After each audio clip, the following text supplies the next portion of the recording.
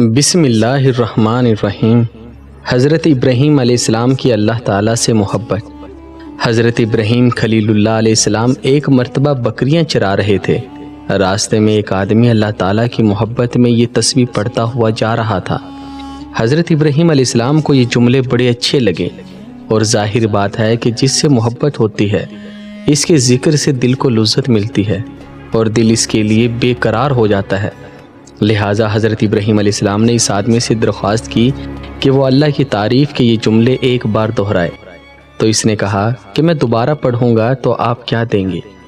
حضرت ابراہیم علیہ السلام نے فرمایا کہ میں اپنی آدھی بکریاں دے دوں گا۔ اس نے وہ تسبیح دوبارہ پڑھ دی اور آپ نے اپنی آدھی بکریاں اس کو دے دیں، مگر جب آپ نے ان جملوں کو سنا تو محبت خداوندی سے اور زیادہ بے قرار ہو گئے اور اس سے ایک بار پھر پڑھنے کی درخواست کی۔ تو اس نے پوچھا کہ اب کہ پڑھوں